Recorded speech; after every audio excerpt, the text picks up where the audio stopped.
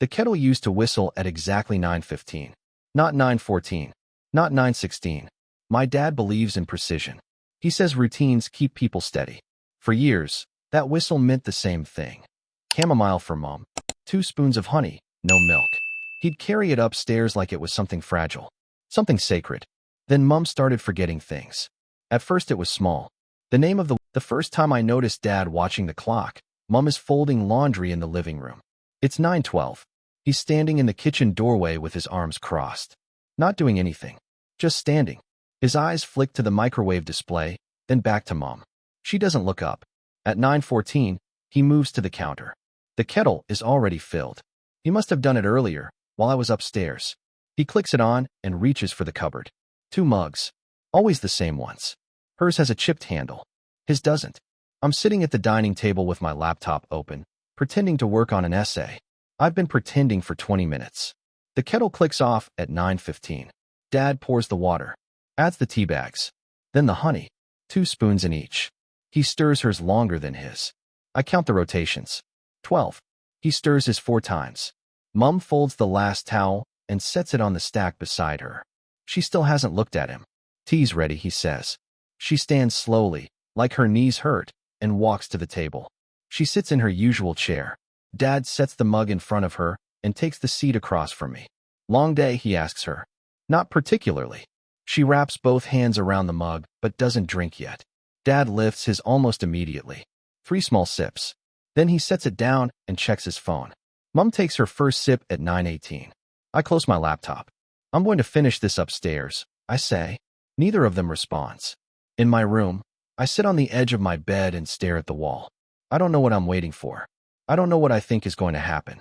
At 9:34, I hear Mom's footsteps on the stairs. Slow. Heavier than usual. She doesn't say goodnight. At 9:50, Dad comes up. His door closes softly. No lock. He never locks it. I wait until 10:15, then I go downstairs. Both mugs are in the sink. Rinsed but not washed. I pick up Mom's and hold it under the light. There's a faint residue at the bottom. Grainy. Like something didn't dissolve completely. I set it back down. In the morning, Mom sleeps until 10:30. She never sleeps past 8. When she finally comes downstairs, she's wearing the same clothes she wore yesterday. Her hair is uncombed. She opens the fridge, stares into it for a long moment, then closes it without taking anything. Did you eat? I ask. She blinks at me. When? This morning. I don't think so. Dad is already gone. He left a note on the counter. Meeting a client. Back by 2. Mom picks up the note and reads it twice. He didn't mention a meeting, she says. Maybe he forgot to tell you. She sets the note down carefully, like it might tear. Maybe. I make her toast. She eats half of it and leaves the rest on the plate. At 1:47, Dad comes home. He's carrying a bag from the hardware store. What did you get? Mom asks. Sandpaper. Screws. For what? He pauses in the doorway. The bookshelf. In the garage. I told you yesterday. Mom's face goes blank. Not confused. Just empty. Right, she says. He doesn't correct her. Doesn't remind her. He just nods and heads toward the garage. I follow him. He's already at the workbench when I step inside. The bag is open. There's no sandpaper. Just a small white box. What's that? I ask. He turns quickly. Too quickly. Brackets, he says. For the shelf. He slides the box into a drawer and shuts it. You need help? No. I'm good. I don't move. He picks up a screwdriver and examines it like he's never seen one before. Was there something else? Mom seems tired. She didn't sleep well. She slept for 12 hours. His hand tightens on the screwdriver. Grief does that. Grandpa died 4 months ago. 4 months isn't long. I lean against the doorframe. She forgot you told her about the bookshelf. People forget things. She forgot my birthday. He sets the screwdriver down. Slowly. I know. Do you? He looks at me then. Really looks. His expression doesn't change, but something behind his eyes sharpens. You're worried about her, he says. I get that. I am too. Then maybe she should see someone. She doesn't want to. Did you ask? I don't need to ask. I know her. I push off the doorframe. Right. That night, the kettle clicks on at 9:14. I'm already in the kitchen. Dad glances at me, but doesn't say anything. He pours the water, adds the tea bags, reaches for the honey. I watch his hands. He stirs hers 11 times. His gets 3. When he picks up both mugs, I stand. I'll take them, I say. He stops. It's fine. I've got it. You've been doing it every night. I can help. His jaw tightens. Just slightly. I don't mind. Neither do I. We stand there for 3 seconds. Maybe 4. Then he hands me Mum's mug. Don't spill it, he says. I carry it upstairs. Mum is already in bed, sitting up against the pillows with a book open in her lap. She's not reading, just staring at the same page. I set the mug on her nightstand. Thanks, love, she says quietly. I don't leave right away. She looks up at me. Everything all right? Yeah. She nods, picks up the mug, brings it to her lips. I turn and walk out before she can drink. Downstairs, Dad is washing his mug in the sink. He doesn't ask why I didn't stay with her. At 9:52, I hear her door close. At 10:03, I hear his. I lie in bed and stare at the ceiling until my alarm goes off at 7. Mum stands in the kitchen holding a carton of milk. She's been holding it for 40 seconds. The fridge door is still open. Cold air spills across the tile. She stares at the carton like she's trying to remember what it's for. Mum, she blinks, sets the carton on the counter, closes the fridge. Sorry, I was thinking. About what? I don't know. She pours herself a glass of water instead, drinks half of it, leaves the rest on the counter, and walks into the living room. The milk sits out for 20 minutes before I put it back. At school, I can't focus. My biology teacher is talking about cellular respiration, but all I hear is the sound of the fridge door closing. The pause before Mum answered me. When I get home, she's asleep on the couch. It's 3:30 in the afternoon. I set my bag down quietly and check the time on my phone. She's usually awake. She's usually doing something. I don't wake her. Dad gets home at 5:15. He sees her on the couch and stops in the doorway. How long has she been like this? I don't know. She was asleep when I got here. He walks over and touches her shoulder. Claire. She stirs, opens her eyes slowly. What time is it? She asks. Just after 5. She sits up, rubs her face. I didn't mean to fall asleep. It's fine, Dad says. You've been tired. She nods, but she doesn't look at him. That night at dinner, she pushes food around her plate. She eats 3 bites of chicken, maybe 4. Not hungry. Dad asks. Not really. You didn't have lunch. I had something. What? She looks up. I don't remember. He doesn't press. After dinner, I help her clear the table. She rinses a plate twice before putting it in the dishwasher. You already rinsed that one, I say. She looks down at her hands. Did I? Yeah. She sets it in the rack, picks up another plate, rinses it, sets it down, stands there with the water still running. I reach over and turn off the tap. Mom, I'm fine, she says. Just distracted. But she's not distracted. She's somewhere else. 2 days later, we're supposed to go to the garden center. She mentioned it 3 times over the weekend. She wanted new pots for the herbs by the back door. I wait in the car for 10 minutes before I go back inside. She's sitting at the kitchen table with her hands folded.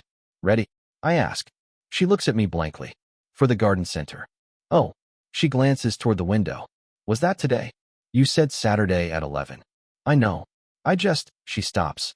Presses her fingers to her temple. I forgot. We can still go. I don't think I'm up for it. We don't have to stay long. Maybe another day. She doesn't look at me when she says it. I sit down across from her. Are you feeling okay? I'm tired. You've been sleeping a lot. I know. Maybe you should see a doctor. Her hands tighten slightly. I don't need a doctor. Mom, I'm just tired. Her voice is firmer now. That's all it is. I don't argue. That afternoon, she falls asleep in the armchair. I cover her with a blanket and leave her there. When Dad gets home, he doesn't seem surprised. She's been napping a lot. I say, she needs rest. She's resting all the time. He sets his keys on the counter. Grief is exhausting. It's been months. Everyone processes differently. I watch him open the fridge, pull out a beer, close the door with his hip. She forgot we were going out today, I say. He pauses mid-sip. Where? Garden center. She planned it. She probably just wasn't feeling up to it. She didn't remember planning it at all. He lowers the bottle. People forget things when they're stressed. She's forgetting a lot of things. His expression doesn't change. Like what? Like my birthday. He sets the bottle down. That was one time. She forgot you told her about the bookshelf.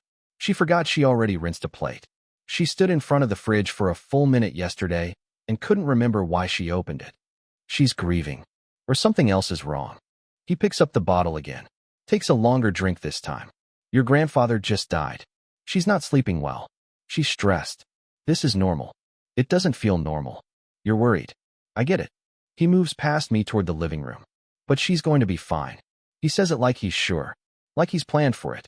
That night, I sit on my bed with my laptop open. I type sudden memory loss causes into the search bar. The results are long. Anxiety, depression, vitamin deficiency, thyroid issues, medication side effects. I close the laptop. At 9:15, the kettle clicks off downstairs.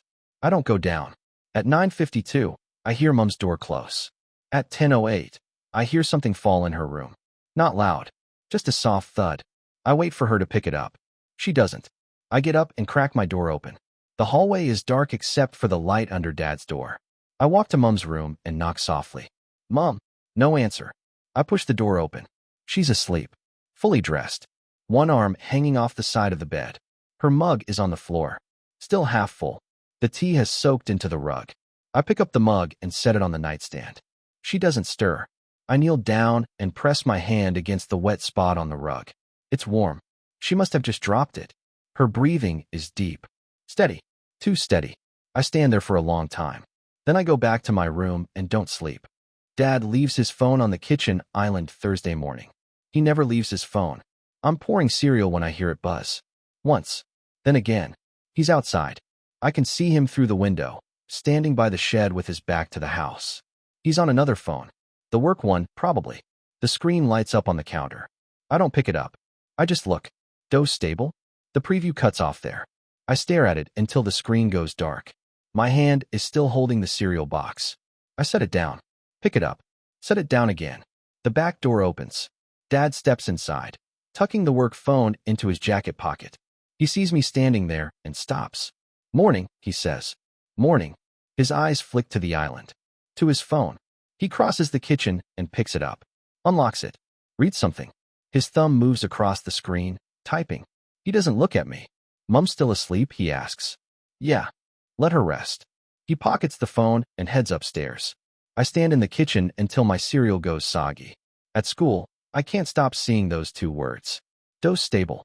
I turn them over in my mind during math. During English. During lunch. Dose of what? Stable means it's been measured. Adjusted. Controlled. When I get home, Mom is awake. She's sitting in the garden with a cup of tea she's not drinking.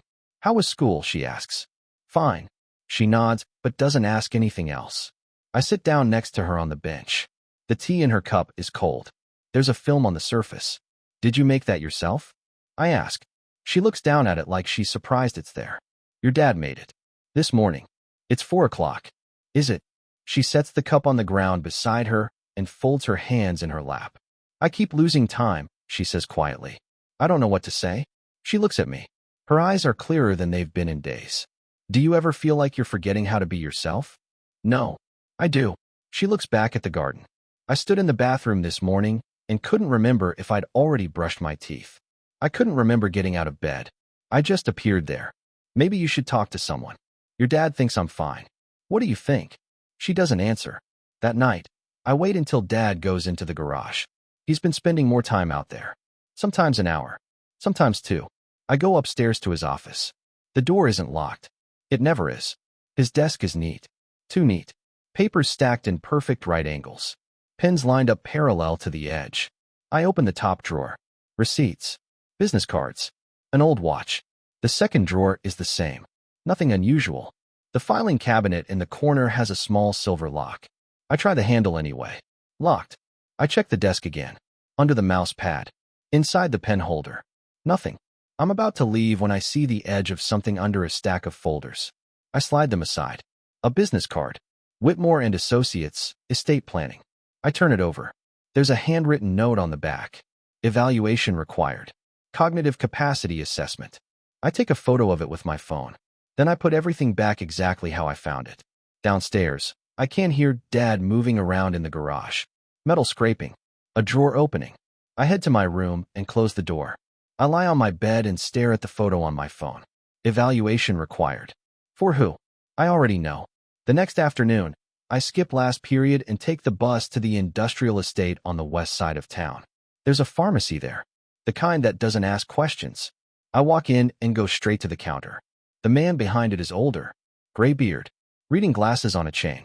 Help you, he asks. I take the pill out of my pocket. I wrapped it in tissue this morning. Took it from the blister pack in Dad's workshop while he was at work. I set it on the counter. My grandmother found this in her purse. I say. She's worried she took the wrong medication. He picks it up, holds it under the light, turns it over. This isn't over the counter, he says. What is it? He sets it down and looks at me over his glasses. Strong sedative. Hospital use. You don't get this from a GP. What's it for? Surgery prep. Severe anxiety. Sometimes end-of-life care. He slides it back toward me. Your grandmother should talk to her doctor. She doesn't remember seeing a doctor. He studies me for a moment. Then she should see one now. I take the pill and leave. On the bus ride home, I hold the tissue-wrapped pill in my fist. End-of-life care. When I get home, Dad's car is already in the driveway. I go straight to my room and put the pill back in my desk drawer. At dinner, Mom eats half a bread roll and nothing else. Dad doesn't comment. At 9:15, the kettle clicks off. I'm already downstairs. Dad is at the counter. 2 mugs. Tea bags in both. He reaches for the honey. I'll take them up, I say. He doesn't turn around. You don't have to. I know. He pours the honey. Stirs. Longer in hers. Always longer. When he picks up the mugs, I step closer. I've got it, I say. He hands me Mom's. I carry it upstairs. Outside her door, I stop. I look down at the mug. Then I go into my room and set it on my desk. I go back downstairs. Dad is in the living room with his mug, scrolling through his phone. I walk past him into the kitchen and pour a fresh cup of chamomile. No honey, just water and a tea bag. I take it upstairs and hand it to Mom. Thank you, love, she says. I take the other mug from my desk and carry it back downstairs. Dad is still on his phone. I pour the tea down the sink, rinse the mug, set it in the dish rack. Then I go back upstairs and wait. At 9:43, I hear something heavy hit the floor. Not in Mom's room. In his. I don't move. I sit on the edge of my bed and listen. There's a low sound from Dad's room. Not quite a groan. More like air leaving a tire. Then nothing. I wait for him to get up. To call for Mom. To open his door. He doesn't. At 9:51, Mom's door opens. I hear her walk down the hall. She knocks on his door. Martin. No response. She knocks again. Are you all right?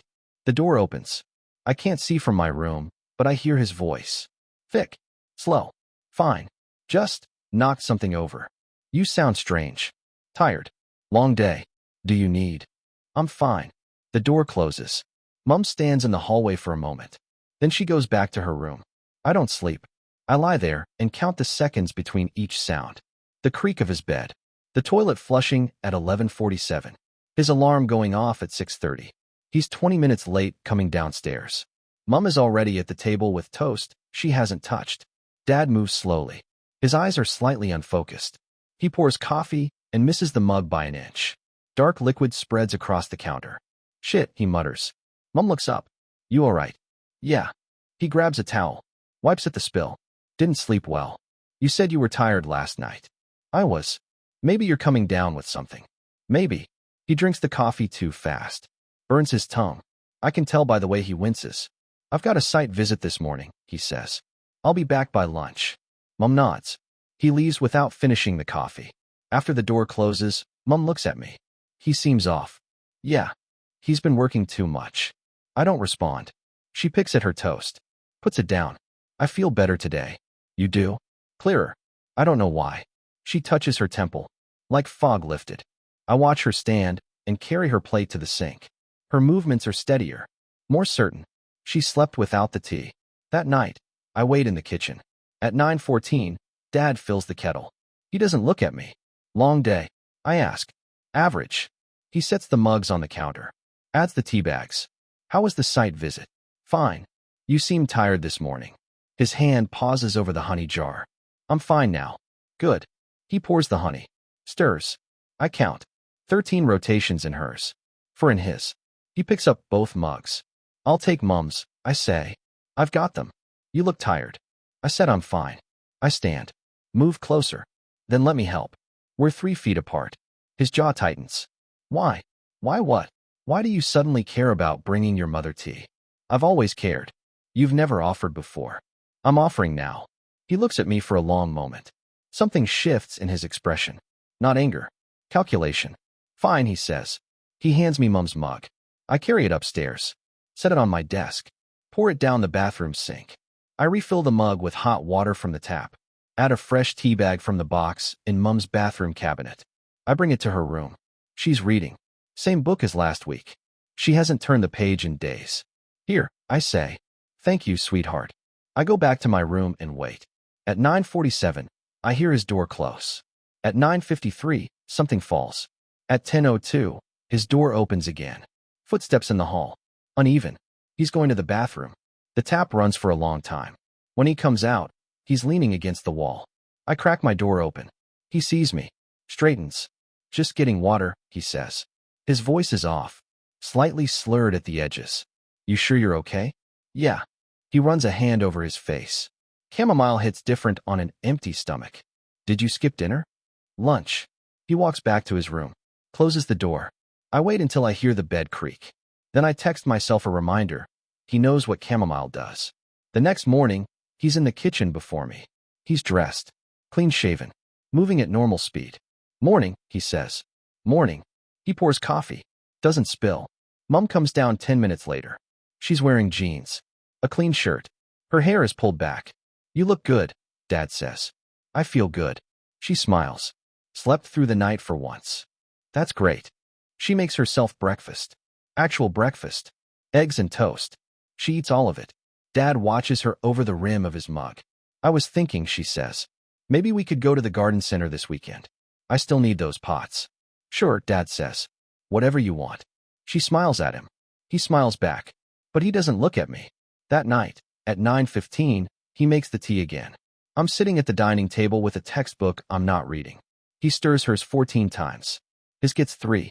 He picks up both mugs and turns toward the stairs. I close the textbook. He stops. I'll take Mom's, I say. I'm already holding it. Then hand it to me. His expression doesn't change. Why are you doing this? Doing what? This. He lifts the mug slightly. Suddenly inserting yourself into something that's been routine for years. I'm helping. I don't need help. Maybe I want to spend time with her. You can spend time with her without taking her tea. I stand. Are you seriously arguing about this? I'm asking a question. And I'm answering. I want to bring my mother her tea. Is that a problem? He stares at me. Then he sets her mug on the counter. Fine, he says.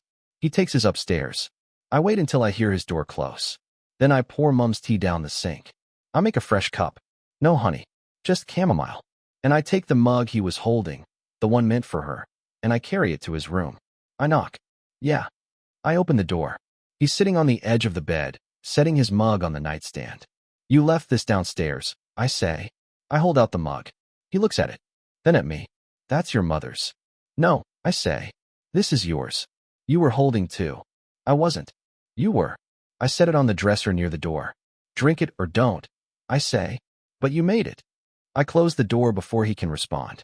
At 9:58, I hear him moving around. At 10:11, something glass shatters. I don't get up.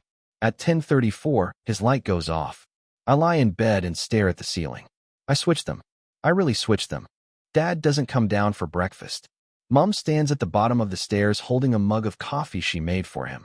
Should I take it up? She asks. He's probably just sleeping in. He never sleeps in. She climbs the stairs. Knocks on his door. I hear his voice through the ceiling. Muffled. Irritated. Mom comes back down 5 minutes later. Still holding the coffee. He says he's fine, she tells me. Just needs another hour. She pours the coffee down the sink. He comes down at 10:23. Unshaven. Still in the clothes he slept in. You look awful, Mom says. Thanks. Are you sick? No. He opens the fridge. Stares into it. Closes it without taking anything. I'm just off. Off how? Tired. Foggy. Mom touches his forehead. You don't have a fever. It's not that kind of sick. He sits down heavily at the table. Rubs his eyes with the heels of his hands. Maybe you should rest today, Mom says. I have a meeting at 2. Cancel it. I can't. But he doesn't leave for the meeting. At 1:47, he's still sitting in the same chair, scrolling through his phone with half-closed eyes. Mom makes him tea. Regular tea. With milk and sugar. He drinks it without commenting. At 3:15, his phone buzzes. He looks at it for a long time before answering. Yeah. No. Something came up. His voice is flat. I'll reschedule. He ends the call and sets the phone face down on the table. Mom watches him from the doorway. Martin, this isn't like you. I know. When's the last time you took a day off? I don't remember. She sits down across from him. Maybe you need to slow down. Maybe. He doesn't look at her when he says it. That night, at 9:15, the kettle clicks off. I'm already in the kitchen. Dad measures out the honey. His hand shakes slightly, just enough to notice. He stirs hers 12 times. Stops. Starts again. Loses count. Need help? I ask. No. He finishes stirring and picks up both mugs. I step forward. I'll take. I've got it. He walks past me toward the stairs. I follow. At the top of the landing, he stops outside Mom's door. Looks down at the mugs like he's forgotten which one is which. Dad. He turns. What? You okay? Fine. But he's still staring at the mugs. I reach out and take the one in his left hand. This one's hers. I know that. Then give it to her. His eyes meet mine. There's something in them I haven't seen before. Not anger. Not confusion. Fear. He turns and knocks on Mom's door. Come in, she calls. He pushes it open. Hands her the mug. Says something I can't hear. When he comes back out, I'm still standing in the hallway. Why are you hovering? He asks. I'm not. You are. He walks past me into his room and closes the door. I go back downstairs and wait. At 9:52, I hear his door open again. Footsteps. Unsteady. He's in the bathroom for 6 minutes. When he comes out, I'm standing at the top of the stairs. Jesus, he says. What are you doing? Getting water. The kitchen's downstairs. I was using the bathroom up here. He looks at me like he's trying to decide if I'm lying. Go to bed, he says. You look terrible. I'm aware. Maybe you should see a doctor. His expression hardens. I don't need a doctor. You can't even stand straight. I'm fine. You're not. He leans against the wall. What do you want me to say? I want you to admit something's wrong. Nothing's wrong. Then why do you look like you haven't slept in days? Because I haven't. Why not? He doesn't answer. Dad, go to bed. He pushes past me and goes back into his room. The lock clicks. He's never locked his door before. The next morning, he's up before anyone else. When I come downstairs, he's already showered and dressed. Coffee made. Toast eaten.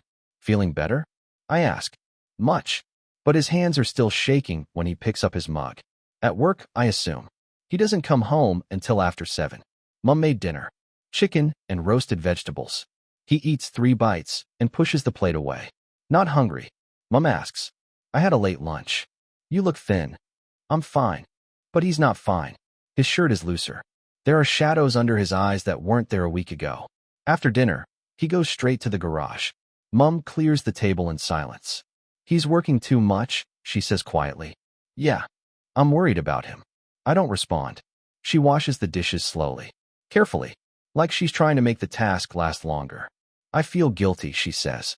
For what? I've been so absent. He's been holding everything together while I've been falling apart. You weren't falling apart. I was. She sets a plate in the rack. I still don't remember half of last month. It's like I was sleepwalking. You're better now. I am. She turns to look at me. I don't know what changed, but I feel like myself again. I dry a glass and say nothing. At 9:15, Dad comes inside. He smells like sawdust and something metallic. He makes the tea without speaking. I watch him from the dining table. His movements are precise again. Controlled. The shaking is gone. He stirs hers 15 times. His gets 2. He picks up both mugs. I'll take Mom's, I say. He stops. Doesn't turn around. Why do you keep doing this? He asks. Doing what? Interfering. I'm not interfering. I'm helping. You're inserting yourself into something that doesn't concern you. She's my mother. And she's my wife. He turns. Looks at me directly. I've been taking care of her for 23 years, he says. I think I can manage a cup of tea. I'm not saying you can't. Then stop acting like you need to supervise. I'm not supervising. You are. We stand there, 3 feet apart, both mugs still in his hands. Fine, I say. Take them both. He blinks. What? You want to take them? Take them. I sit back down. Open my textbook. He doesn't move for a long moment. Then he carries both mugs upstairs. At 9:50, I hear Mom's door close. At 9:57, I hear his. At 10:14, I go upstairs and stand outside his door. No sound. I press my ear against the wood. Nothing. I try the handle. Still locked. I go back to my room and set an alarm for 2 a.m. When it goes off, I get up and check the hallway. His door is open now. I walk past it slowly. He's asleep on top of the covers, fully dressed, one arm hanging off the bed, just like Mom used to be. I go back to my room and write down the date. Day 7. He's still drinking it. The woman arrives at 2 p.m. on a Wednesday. I'm not supposed to be home. School doesn't end until 3:15, but I left after lunch. Told the office I had a dentist appointment. I'm in my room when the doorbell rings. Mom answers. I hear voices downstairs. Professional. Polite. I crack my door open. Thank you for meeting with me, the woman says. I'm Dr. Patel. Your husband arranged this consultation. He mentioned it, Mom says, though I'm not entirely sure why. Just a standard assessment. Nothing to worry about. They move into the living room. I wait 30 seconds, then come downstairs. Slowly, like I just got home. Dad is standing in the kitchen doorway, arms folded. He sees me, and his expression tightens. You're home early, he says. Half day. Since when? Since this morning. They sent an email. He doesn't believe me. I can tell. But he doesn't argue. In the living room, Dr. Patel has a clipboard. She's younger than I expected. Mid-30s. Hair pulled back. Kind eyes.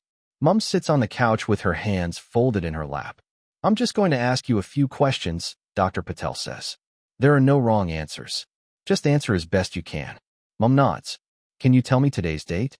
Wednesday. Mom pauses. The 17th. And the month. October. Dr. Patel writes something down. Can you tell me where we are right now? The city. Harrogate.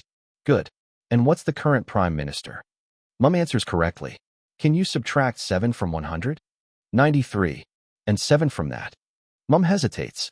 86. One more time. Mom's brow furrows. She looks down at her hands. 79. Dr. Patel makes a note. I'm standing in the doorway now. Dad is next to me. Can you remember these 3 words for me? Dr. Patel says. Apple. Table. Penny. Apple. Table. Penny. Mom repeats. Good. Now I'm going to ask you to do a few other things, and then I'll ask you to recall those words. All right. Mom nods. Dr. Patel asks her to spell world backwards. Mom gets to DLR and stops. Sorry. Can you repeat that? Just spell the word world backwards. DLBROW. She says it slowly. Carefully. Excellent. Now can you tell me what season we're in? Autumn. And can you recall those 3 words I asked you to remember? Mom's face goes blank. Apple. She stops. Take your time, Dr. Patel says. Apple and table. Very good. One more. Mom closes her eyes. Opens them. I'm sorry. I don't remember. Dr. Patel smiles. That's all right. These tests can be tricky. She asks a few more questions. About Mom's sleep. Her appetite. Whether she's felt confused or disoriented. Mom answers honestly. Too honestly. Yes, she's been tired. Yes, she's forgotten things. Yes, there have been moments where time feels slippery. Dad stands perfectly still beside me. Dr. Patel finishes writing and sets her clipboard down. Thank you, Mrs. Brennan, she says. You did very well. Mom smiles weakly. It didn't feel like I did well. These assessments aren't about passing or failing. They're just tools to help us understand what you're experiencing. And what am I experiencing? Dr. Patel glances at Dad. I'll need to review everything in more detail, but based on what I've seen today, there are some mild cognitive inconsistencies. Meaning I'd recommend a follow-up. Possibly some additional testing. Mom's hands tighten in her lap. Do you think something's wrong with me? I think you've been under a lot of stress. Grief can have a significant impact on memory and cognition. That's what my husband said. Dr. Patel nods. He's not wrong, but it's worth exploring further to rule out other factors. What kind of factors? Vitamin deficiencies, thyroid issues. Sometimes medications can have side effects. I'm not on any medications. Dr. Patel looks at Dad. Is that correct? Yes, he says. She's not taking anything. Dr. Patel makes a note. They talk for another few minutes. Dr. Patel hands Mom a card with a phone number.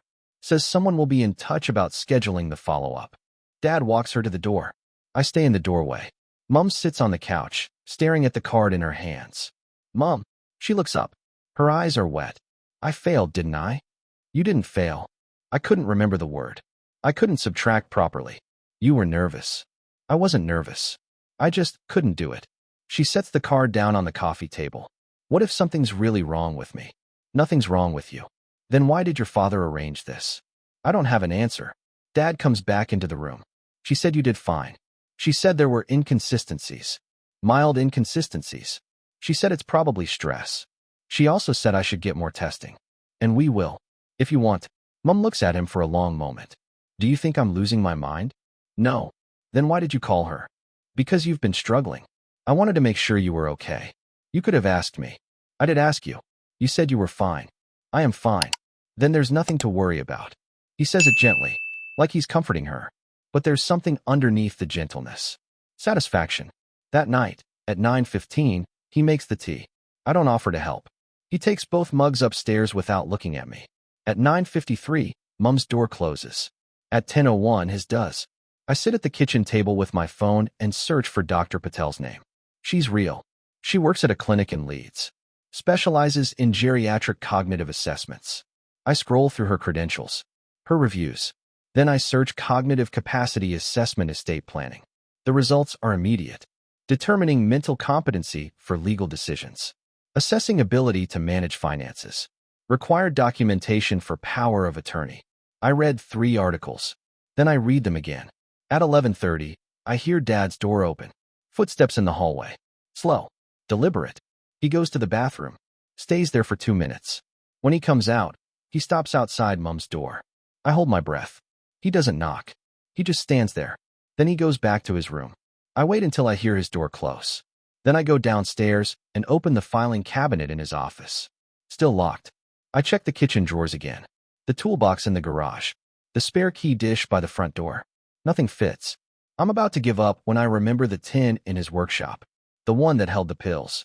I go to the garage and find it. Empty now. But underneath where the blister pack was, there's a small silver key. I take it back inside. It fits the filing cabinet. Inside, there are folders. Labeled. Organized. Property deeds. Insurance. Estate. Father. I open the last one. Grandpa's will is on top. Below it, notes in Dad's handwriting. Review inheritance structure. Assess mental competency. Spouse. Consult Whitmore Re. Power of attorney. At the bottom of the folder, there's a business card. Not Dr. Patel's. Someone else. Dr. Raymond Holt. Neuropsychiatric Evaluation Services. On the back, another handwritten note. Evaluation scheduled, November 4th. Documentation required for incapacity proceedings. I take a photo of everything. Put it all back exactly how I found it. Lock the cabinet. Return the key to the tin. Go upstairs. Lie in bed. And don't sleep. Dad spends Saturday morning in the garage. He's been out there since 8. The door is closed. I can hear faint sounds through the wall. Metal on metal. A drawer sliding. Mom is in the garden. She's been planting bulbs for an hour. Her movements are steady. Focused. She looks like herself again. I'm sitting at the kitchen table pretending to read when Dad's phone rings on the counter. He left it inside.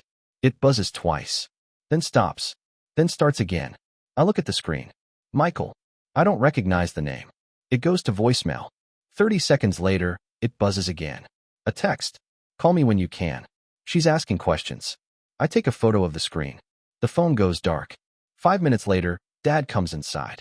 He sees the phone and picks it up immediately. Unlocks it. Reads. His jaw tightens. He looks at me. Have you been in here the whole time? Yeah. Did my phone ring? I don't know. I wasn't paying attention. He stares at me for a second longer than necessary. Then he goes back outside. This time, he closes the garage door completely. I wait 2 minutes. Then I go to the side window. The one that looks into the garage from the garden path. The angle is bad, but I can see him through the gap in the blinds. He's on the phone. Pacing. I can't hear clearly, but I can see his face. He's angry. I move closer to the window. Press myself against the exterior wall. His voice comes through faintly. Told you to wait. Silence. I don't care. She's not ready yet. Silence. The evaluation is in 2 weeks. After that, we move. Silence. No. She can't know anything until it's finalized. My chest tightens. Look, the cognitive assessment gives us leverage. If Holt confirms decline, we can file for conservatorship within 30 days. Silence. Because the estate transfers everything to her. If she's declared incompetent, I manage it. That's the whole point. I can't breathe properly. Michael, I've been doing this for 6 months. She's declining exactly the way she's supposed to. Silence. No. No one suspects anything. The daughter's been clingy, but she doesn't know. I step back from the window. He keeps talking, but I'm not listening anymore. I go back inside. Sit down at the table. Stare at the wall. 6 months. He's been doing this for 6 months. At lunch, Mom makes sandwiches. Dad eats in silence. I don't eat at all. You all right? Mom asks me. Fine. Just not hungry. You should eat something. I will later. Dad's phone buzzes on the table. He looks at it. Stands. I need to make a call, he says. He goes upstairs. Mom watches him go. He's been distracted all week. Yeah. I think work is stressing him out. I don't respond. She reaches across the table and touches my hand. Are you sure you're all right? I'm sure. But I'm not. That night, I don't wait for 9:15. At 8:45, I go to the kitchen and boil water myself. I make 2 cups of chamomile. Both plain. I take one upstairs to Mom. You're early, she says, smiling. I know. Just wanted to do something nice. She takes the mug. Thank you, love. I take the other cup to my room. At 9:15, I hear Dad in the kitchen. The kettle clicks on. He's making tea anyway. At 9:20, I hear him on the stairs. He knocks on Mom's door. I brought you tea, he says. Oh, she already brought me some. Pause. When? 20 minutes ago. Did you drink it? Most of it. What? Another pause. No reason. Just wanted to make sure you had some. That's sweet. But I'm all set. I hear him walk away from her door. He stops outside mine. Knocks. I open it. He's holding a mug. Steam rising from it. This is for you, he says. I look at the mug. I don't drink chamomile. You should try it. Helps you sleep. I sleep fine. You've seemed tired lately. I'm not. He holds it out further. Just take it. I don't want it. His expression hardens. It's just tea. Then you drink it. We stand there. The mug between us. What's going on with you? He asks quietly. Nothing. You've been acting strange for weeks. Have I? Yes. Maybe you're imagining things. His eyes narrow. I don't imagine things. Neither do I. He lowers the mug. What's that supposed to mean? It means exactly what I said. He steps closer. If you have something to say to me, say it. I don't. You're lying. I'm not. You are. His voice drops. You've been watching me. Following me. Interfering with things that aren't your business. I haven't been interfering with anything. You've been taking your mother's tea every night. So why? Because I want to. That's not an answer. It's the only one you're getting. He sets the mug down on my desk. Hard enough that some sloshes over the edge. Drink it or don't, he says. But stop pretending you're doing something noble. I'm not pretending anything. You're inserting yourself into my marriage. She's my mother. And she's my wife. I've been taking care of her long before you started paying attention. Taking care of her, I repeat. Is that what you call it? His face goes very still. What did you say? Nothing. No. Say it again. I said nothing. He takes a step forward. You think I'm not taking care of her? I don't answer. You think I'm doing something wrong? I didn't say that. You implied it. You're hearing things that aren't there. I'm hearing exactly what you meant. He's close now. Too close. You don't know what you're talking about, he says quietly. You're a child who thinks she understands adult relationships. You don't. I understand enough. You understand nothing. I meet his eyes. I understand that she's getting better. Something flickers across his face. And I understand, I continue, that you don't like it. The silence stretches. Then he smiles. Not warmly. Your mother is not getting better, he says. She's having a good week. That's all. She'll decline again. They always do. Who's they? People with cognitive issues. She doesn't have cognitive issues. The doctor says otherwise. The doctor said it was probably stress. She said there were inconsistencies. Mild inconsistencies. Inconsistencies that will get worse. You don't know that. I do. He picks up the mug from my desk. And when she gets worse, you'll understand that I was right. He walks out. I close the door. Lock it. Sit on my bed with my phone and open the photo I took of his notes. Evaluation scheduled, November 4th. I check the calendar. 2 weeks from today.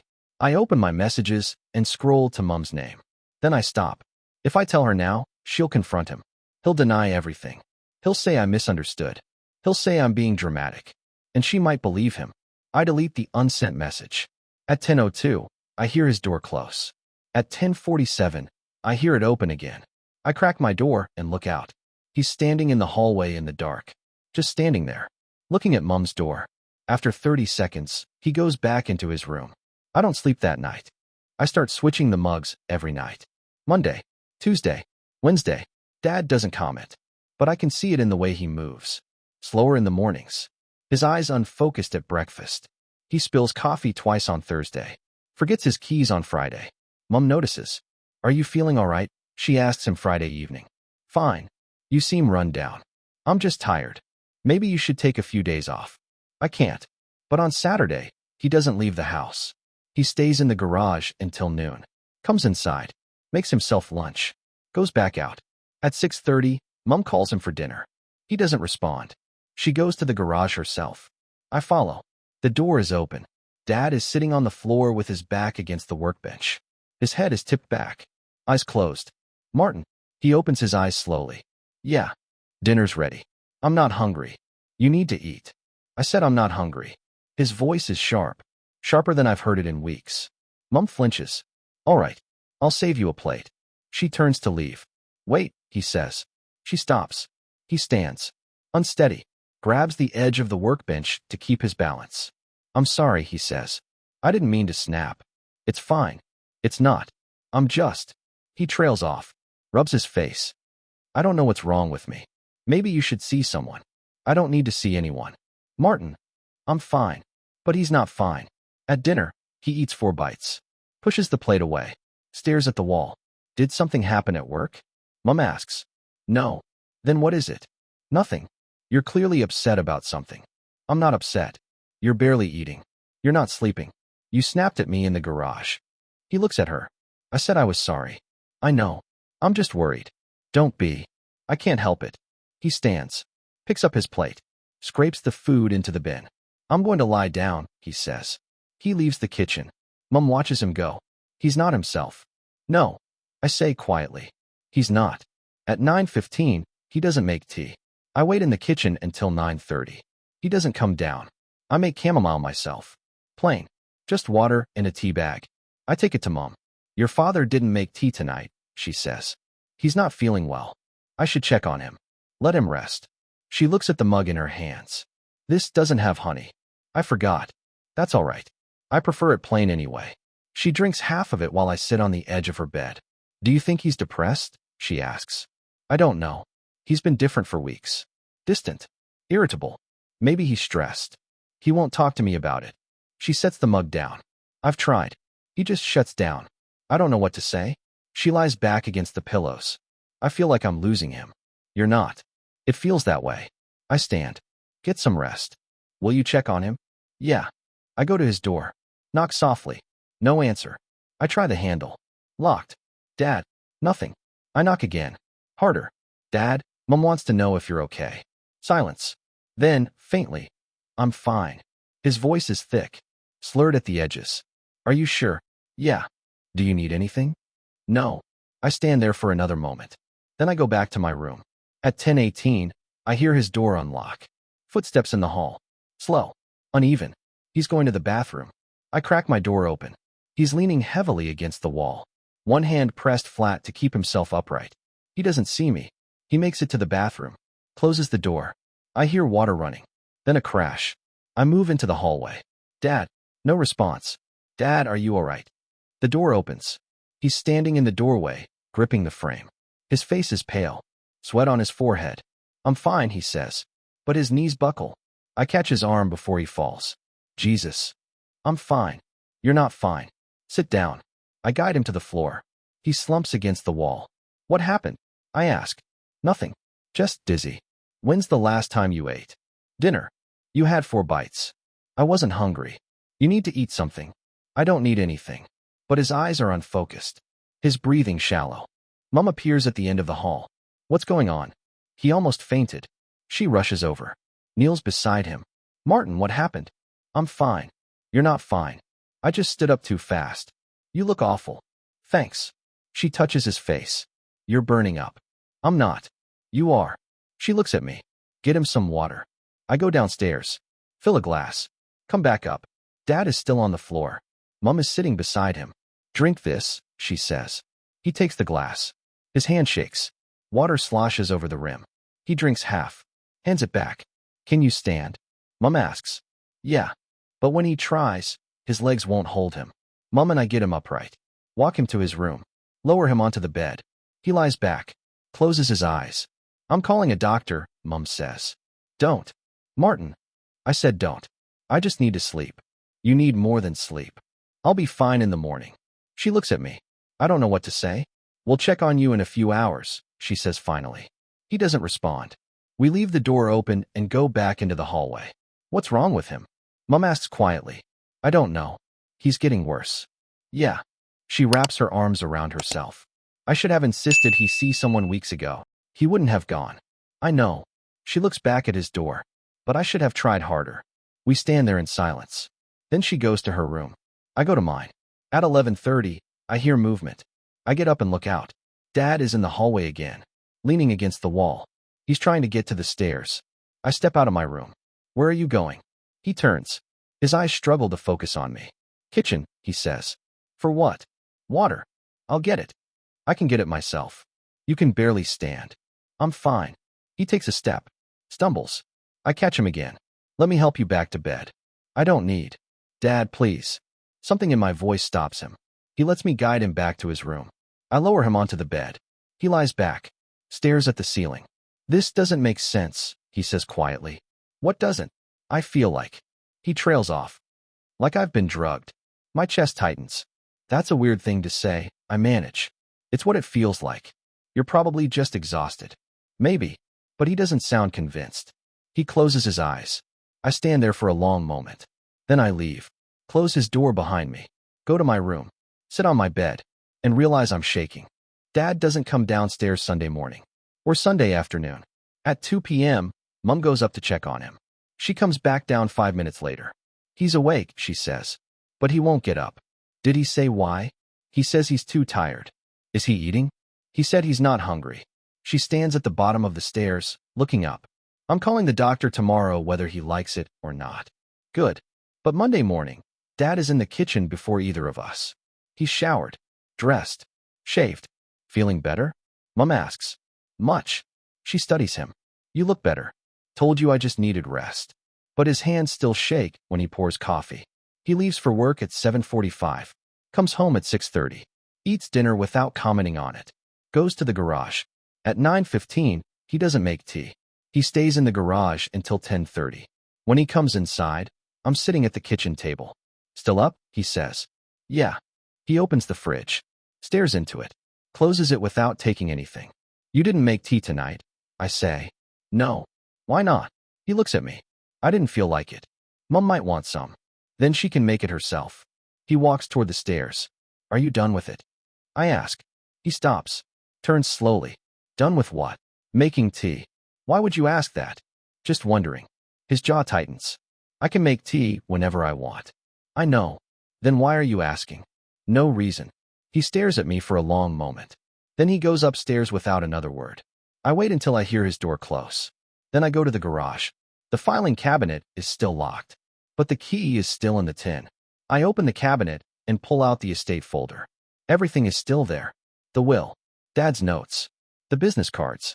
But there's something new. A letter. Printed on official letterhead. Whitmore and Associates, Estate Planning. I unfold it. Dear Mr. Brennan. Further to our conversation on October 18th, please find enclosed the preliminary documentation for conservatorship proceedings. As discussed, the cognitive assessment scheduled for November 4th will provide necessary medical evidence to support the application. Once Dr. Holt's evaluation confirms diminished capacity, we can file with the Court of Protection within 14 business days. The timeline for approval is typically 8 to 12 weeks, barring any contests. Please note that all assets currently held in your spouse's name will be transferred to your management upon approval of the conservatorship order. This includes the properties, investments, and business holdings transferred via the estate of James Ashford, deceased. We recommend limiting your spouse's access to financial accounts prior to filing to avoid any complications. Please contact our office to confirm the evaluation appointment. Regards, Philip Whitmore, Senior Partner. I read it 3 times. Then I take photos of every page in the folder. Put everything back. Lock the cabinet. Return the key. Go upstairs. Mom's light is still on. I knock on her door. Come in, she says. She's sitting up in bed with a book. She's not reading it. Can't sleep? I ask. Not really. She sets the book aside. You? No. I sit on the edge of her bed. She looks at me.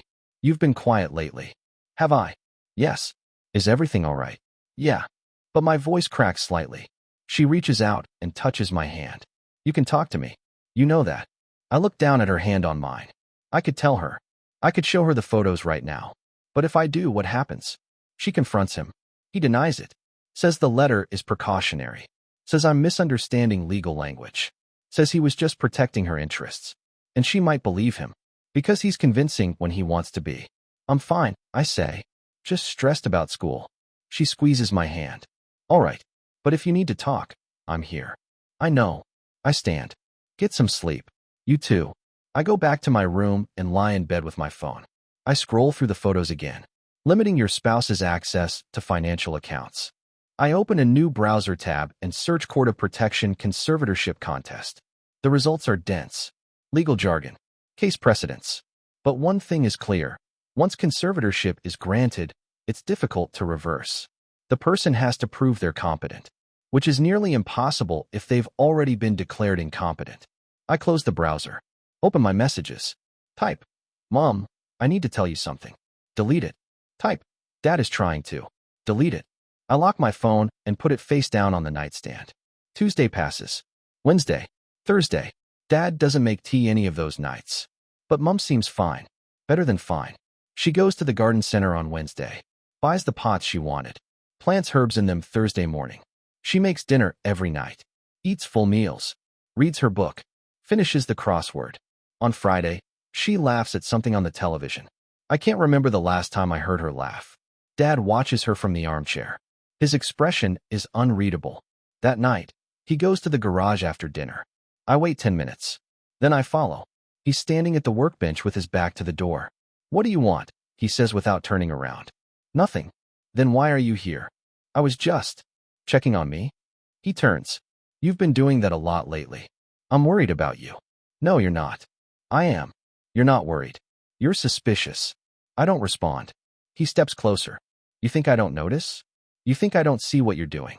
I'm not doing anything. You've been in my office. My stomach drops.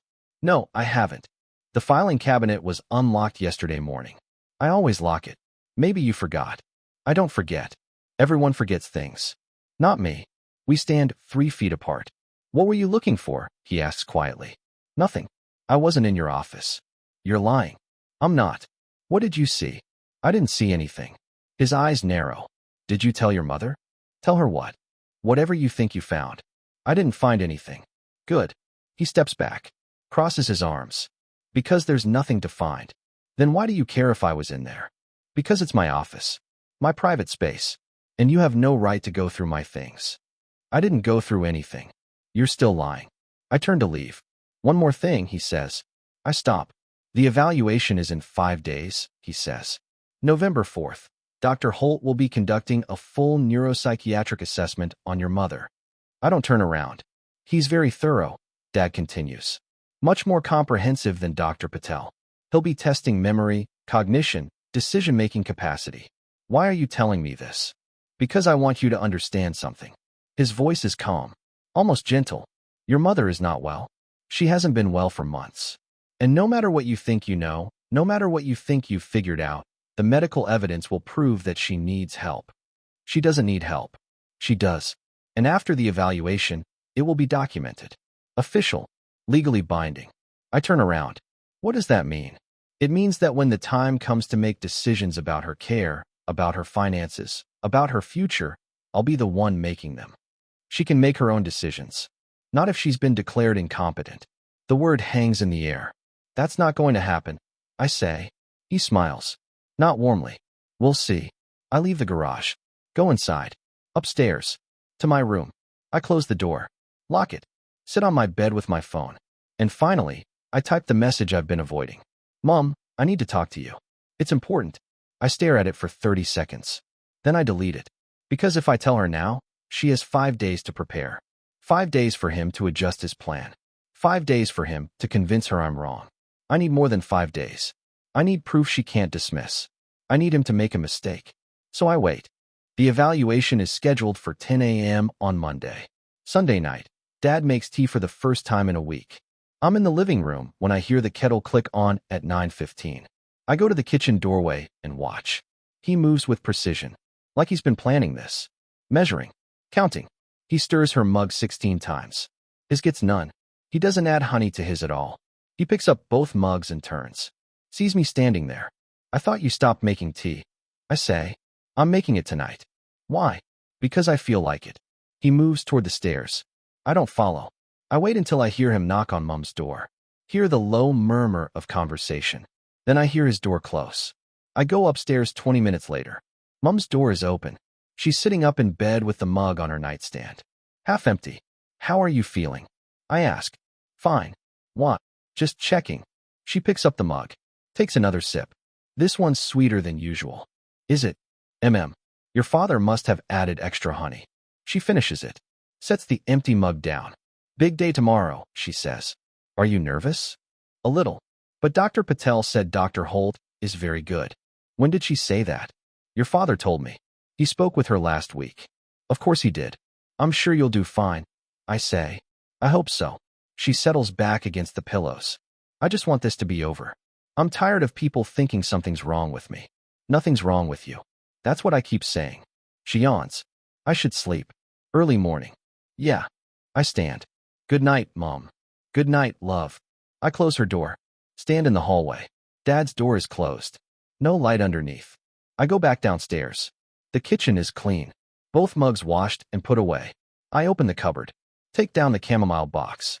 There are 3 tea bags left. I take one out and hold it up to the light. It looks normal. Smells normal. I tear it open over the sink. The contents look like regular chamomile. Dried flowers. Stems. But there's something else. Tiny white specks mixed throughout. I wet my finger and touch one of the specks. Bring it to my lips. Bitter. I spit into the sink. Rinse my mouth. Then I take the other 2 tea bags and put them in my pocket. I go upstairs to my room and search for the blister pack I took from the garage weeks ago. It's in my desk drawer. Still wrapped in tissue. I compare the pill to the white specks in the tea bag. They could be the same. Ground down. Mixed in. I take photos of everything. Then I put the tea bags in a Ziploc bag and hide them in the back of my closet. At 10:47, I hear Mom's door open. I crack mine and look out. She's walking to the bathroom. Slow. Unsteady. She doesn't see me. I wait until she's inside. Then I go to her room. The empty mug is still on her nightstand. I pick it up. Hold it to the light. There's residue at the bottom. Grainy. Just like before. I carry it to my room and hide it under my bed. Then I go back to the hallway. Mom comes out of the bathroom. She's gripping the door frame. Mom. She looks at me. Her eyes are unfocused. I feel strange. Strange how? Dizzy. Like the room is tilting. I take her arm. Let me help you back to bed. I'm fine. I just need. Her knees give out. I catch her before she falls. Mom, you're not fine. I just stood up too fast. You're slurring your words. Am I? I half carry her back to her room. Lower her onto the bed. She lies back. Closes her eyes. This is what it used to feel like, she says quietly. Before. Before what? Before I got better. This fog. This heaviness. She opens her eyes. Looks at me. Why would I feel like this again? I don't answer. Her eyes drift closed. Within 2 minutes, she's asleep. I stand there watching her breathe. Then I go to Dad's room and knock. No answer. I try the handle. Locked. I knock harder. Dad. Movement inside. The lock clicks. The door opens. He's wearing pajamas. Hair disheveled. Eyes clear. Too clear. What? He says. Mom almost collapsed. What happened? I don't know. She said she felt dizzy. Where is she now? In bed. Asleep. He pushes past me. Goes to her room. I follow. He stands in the doorway looking at her. She seems fine. She's not fine. She could barely stand. She's probably just tired. It's late. It's not even 11. Well, she needs rest. Tomorrow's a big day. He says it so casually. Like he didn't plan this. You gave her something, I say quietly. He turns. What? In the tea. You gave her something. His expression doesn't change. That's a serious accusation. It's true. Based on what? Based on the fact that she's been fine for weeks. And the one night you make her tea again, she can barely stand. Correlation isn't causation. Don't talk to me like I'm stupid. Then don't act stupid. He steps closer. Your mother has been experiencing cognitive decline for months. You've seen it yourself. The forgetfulness, the confusion, the fatigue. She got better. She had a few good weeks. That's all. People with these conditions have good days and bad days. She's been having good days for a month. And now she's having a bad night. It happens. Convenient timing.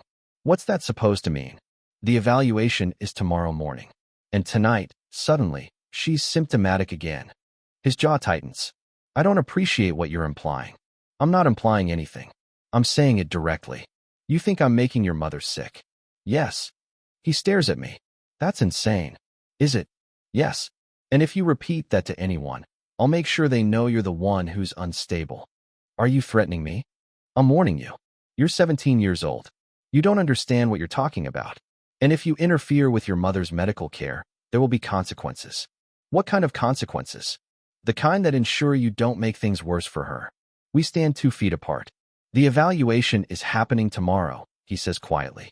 Dr. Holt will assess your mother's condition. And when he confirms what I already know, that she needs managed care, you're going to accept it. No, you don't have a choice. She has a choice. Not if she's incompetent. She's not incompetent. We'll let the doctor decide that. He turns and walks out of Mom's room. I hear his door close. Lock. I sit on the edge of Mom's bed and watch her sleep. Her breathing is deep. Too deep. At 6:30 a.m., I hear Dad's alarm. He's up, shower running, moving around. At 7:15, I hear him knock on Mom's door. Claire, you need to get up. Appointment's at 10. No response. He knocks again. Harder. Claire. I get out of bed and go to her room. Dad is standing over her, shaking her shoulder. Claire, wake up. She stirs, opens her eyes slightly. What time is it? She mumbles. 7:15. You need to get ready. For what? The appointment. Dr. Holt. Remember? She closes her eyes again. I'm so tired. I know, but you need to get up. I can't. You have to. She doesn't move. Dad looks at me. Help me get her up. No. What? I said no. His eyes narrow. This isn't optional. She can barely stay awake. She's in no condition for an evaluation. That's exactly why she needs one. She needs rest. She needs a doctor. She needs you to stop poisoning her. The words are out before I can stop them. Dad goes very still. Get out, he says quietly. No. Get out of this room right now. I'm not leaving her alone with you. She's my wife. And she's my mother. And I'm not letting you take her anywhere. He takes a step toward me. You don't get to make that decision. Neither do you. I'm her husband. And she's a grown woman who can make her own choices. Not when she's incapacitated. She's not incapacitated. She's drugged. That's enough. It's not nearly enough. Mom stirs. Opens her eyes fully now. What's happening? She asks. Dad's expression softens immediately. Nothing, sweetheart. We're just trying to get you ready for your appointment. She looks at me, then at him. I don't feel well. I know. That's why we need to see Dr. Holt. I don't think I can go. You have to. Martin, I can barely sit up. I'll help you. She closes her eyes. Can we reschedule? No. Why not? Because we've been waiting 3 weeks for this appointment. I'm sorry. I can't. Dad's jaw clenches. Fine. I'll call and reschedule. He leaves the room. I sit down on the edge of Mom's bed. How do you feel?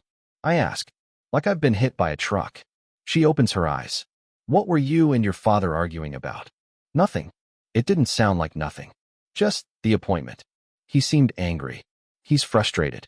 She reaches out and touches my hand. Is everything all right between you two? I look at her hand on mine. No. I say quietly. It's not. She studies my face. What's going on? I could tell her right now. I could show her the photos. The letter. The tea bags. But she's barely conscious. And if I tell her now, like this, she won't believe me. She'll think the fog is making me paranoid. We'll talk about it later. I say. When you're feeling better. Promise. Promise. She closes her eyes again. Within minutes, she's back asleep. I sit there until I hear Dad on the phone downstairs. Yes, I need to reschedule. Monday the 4th. No, she's not well. Wednesday? That works. Wednesday. 2 more days. I go downstairs. Dad is in the kitchen making coffee. Wednesday at 2. He says without looking at me. Fine. She'll need to be ready. She will be. He turns. Make sure of it. Or what? Or I'll make sure of it myself. He picks up his coffee and walks out. The front door closes. His car starts. He's gone. I go back upstairs. Mom is still sleeping. I take the mug from under my bed and the tea bags from my closet. I put them in a bag, and I leave the house.